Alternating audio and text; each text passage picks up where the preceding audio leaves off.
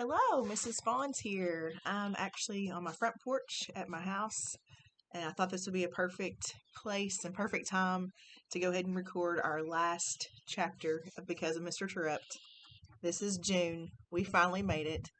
So I do want to say I know this has been a little bit difficult because we started this many months ago, this book, and we've had lots of times that we've been at home and we haven't been able to read it, and then we haven't really gotten in a flow being at school. So I do appreciate you all following along and always participating in class to make sure that we understand what we're reading, and we have made it. So great job. After this test or after this book is over, I do encourage you to take the AR test. It's worth 5 whole points if you get them all right. So pay attention in class. We'll have a discussion, and then hopefully we can kind of take the test together.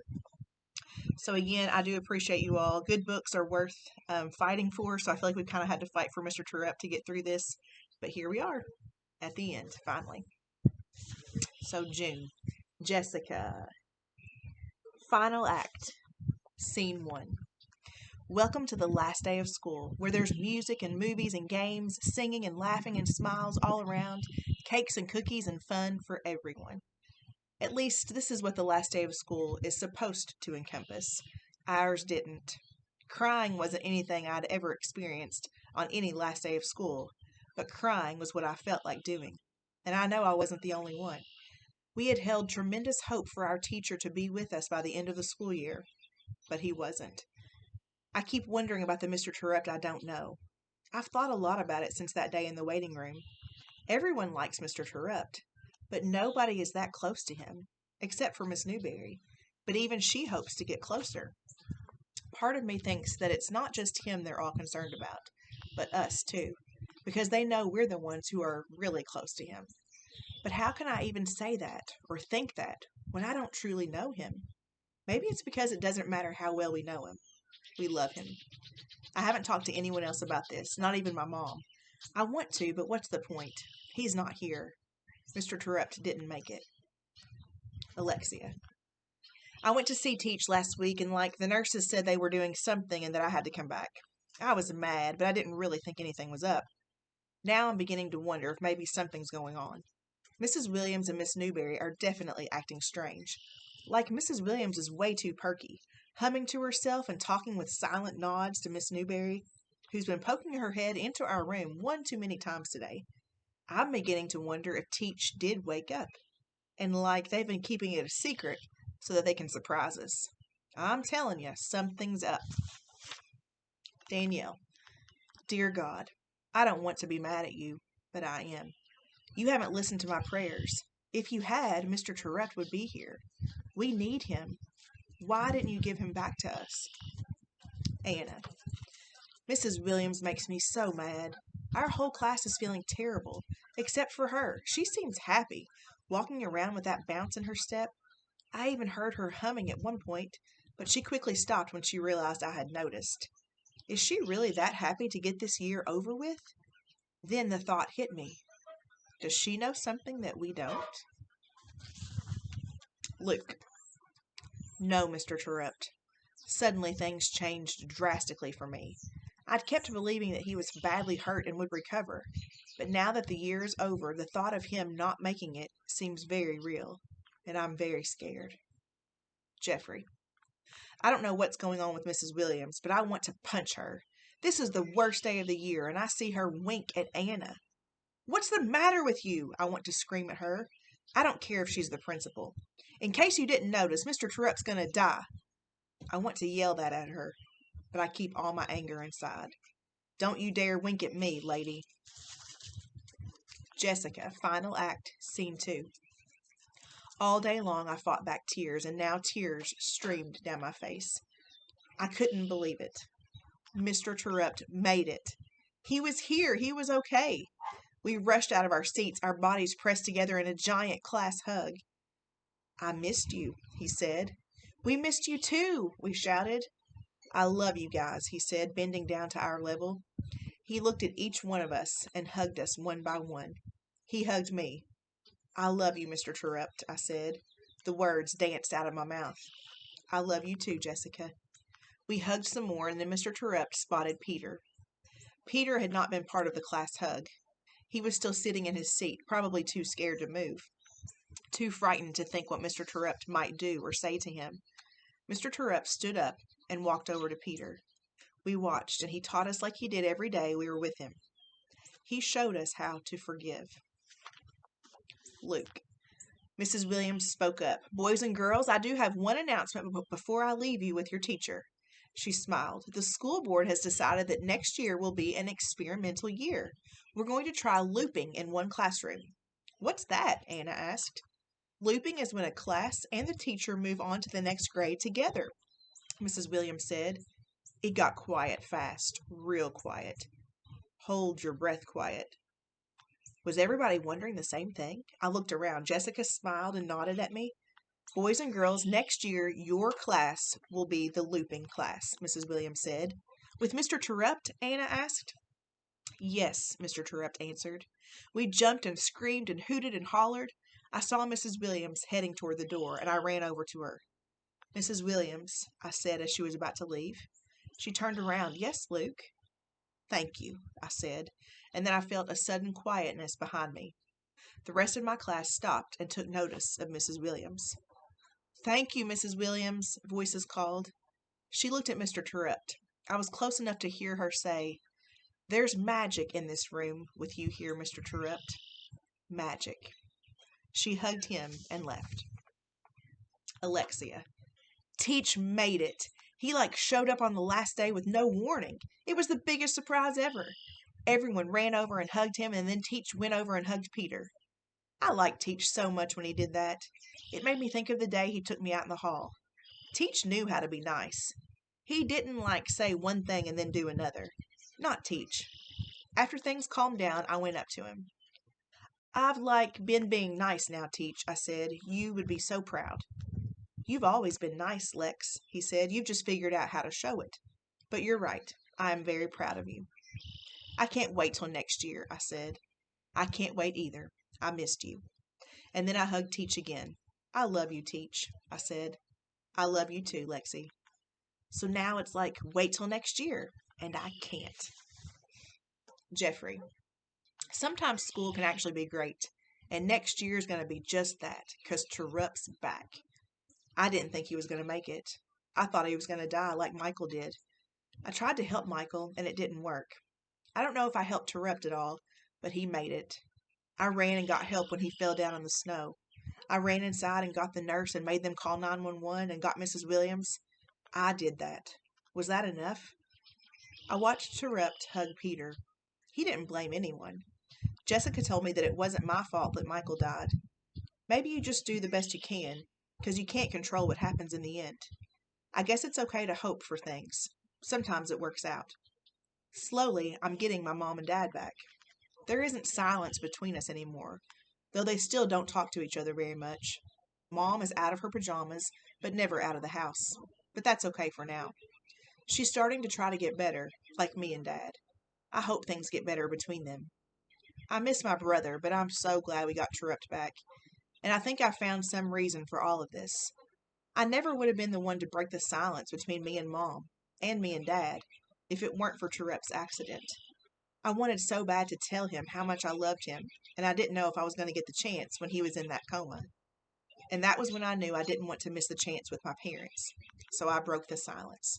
And I'm glad, too. I'm happy. Anna. The last day turned out to be a great day. Mr. Terupt made it.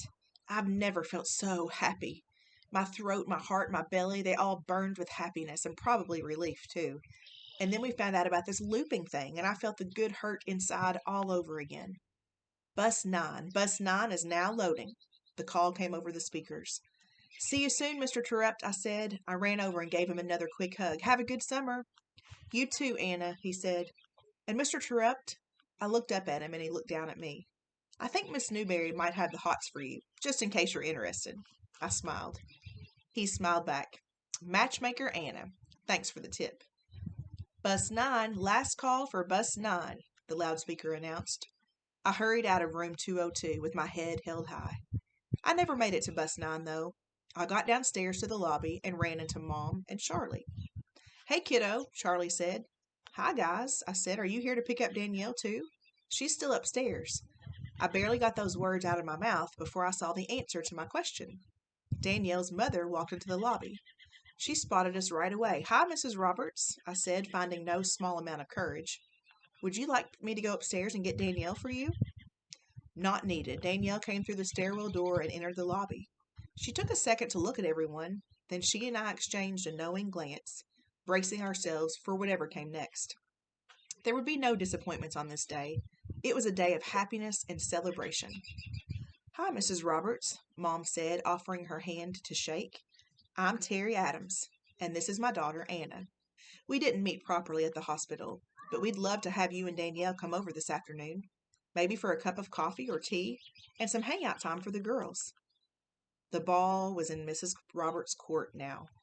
I let my breath out when I saw her shake my mom's hand. Please call me Susan, she said. Danielle and I would be happy to come over. She glanced at Danielle, who nodded excitedly, but without hiding the shock on her face. Then Mrs. Roberts looked at Charlie. Mr. Terupt came into the lobby at some point during all of this and gave Danielle and me a thumbs-up sign. It was as if he knew the whole story. Did he? We waved goodbye to the best teacher in the whole wide world, Danielle. It started with an old friend, Alexia, who wasn't really a friend. In came this new girl, Jessica, whom I liked but was told not to like, and somewhere in between I became friends with Anna. We worked with a collaborative classroom and had this huge Ramadan project, and that old friend, who I had figured out wasn't a friend at all, was kind of on her own. But I had Jessica and Anna. Then the accident happened. While Jeffrey ran for help, I held Mr. Terupt's head, putting my hat and coat under it so that it wasn't lying on the cold snow. I went to visit Mr. Terupt in the hospital with Jessica and Anna and found an old friend there. Alexia was Lexi again, except new and improved.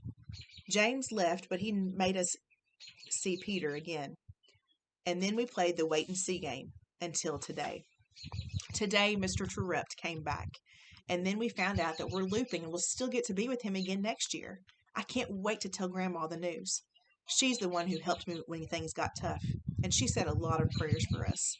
I don't think I'll tell Grandma about the end of the day news, though. I'll leave that one up to Mom. I just wished Anna a great summer and watched her head out of the classroom to catch her bus when Mr. Terupt said, Hey, Danielle, I see your mother walking across the parking lot. He was looking out our window. She must be here to pick you up. Okay, thanks, I said. I grabbed my stuff. Have a great summer. I can't wait for the fall. Bye, Danielle, he said. I ran over and hugged him once more. I'm so glad you're back, I told him. I let go, looked in his face, and then hurried downstairs. I got down to the lobby and saw everyone, Mom, Charlie, Anna, and Terry. Was Charlie with Mom or with Terry? Oh boy, I thought. But things worked out. Mom shook Terry's hand and accepted her invitation for coffee. Mom looked at Charlie after, but didn't say anything or make any sort of face. She was going to try really hard for us. As we were leaving, Mr. Terupt gave us a thumbs-up sign. How long had he been watching, and how much did he really know? Dear God, it's Danielle down here, full of love. Thanks for giving me my teacher back, and again for next year. And thanks for helping my mom give Terry and Anna a chance. Maybe now you can start to work on Grandma. She's going to be a lot tougher to persuade. Amen. P.S. I'm sorry that I got mad at you. Peter. Out of nowhere, I heard the screams, Mr. Terupt! Everyone around me jumped up and ran toward the door. I couldn't believe it. Mr. T was back. I started crying. Mr. T was alive, and he was here. I stayed in my seat, trying to look very small. But he spotted me. The room grew quiet as Mr. T walked toward me, and I was scared again. Mr. T got down on his knees and looked directly into my eyes, and then came the best hug that I've ever felt. Mr. T wrapped his arms around me and gave me a huge squeeze. I squeezed him back as tight as I could. My body shook and I sniffed my snotty nose. It's okay, Peter, he whispered in my ear. I forgive you. Suddenly I felt lighter, a whole lot lighter. Jessica, final act, final scene. I've realized something. It's not California that I long for anymore, or even Dad. It's 6th grade and another year with Mr. Terupt.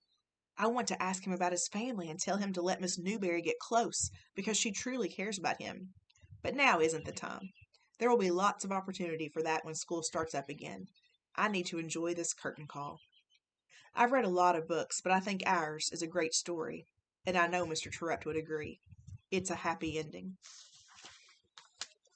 Luke. I remember thinking, sixth grade. We're going to be sixth graders, and Mr. Terupt is going to be my teacher. Our teacher. I thought of Mrs. Williams' word, magic. I looked at Mr. Terupt sitting with some of my classmates, and I thought, she's right. There will be magic. He's my teacher, the dollar word man. Terupt, dollar word. And that is the end of Because of Mr. Terupt, which is Rob Baya's very first book that he's ever written. And I'm so happy that we got to read it together. Thank you all again. And if this was your very first chapter that we ever got to read, I invite you to go back and listen to some of our chapters or get a hold of this book. You're welcome to borrow it anytime and read it. And so Rob Baya, the author, actually has some acknowledgments on the last page. And he said, I want to express my heartfelt thanks to the following people.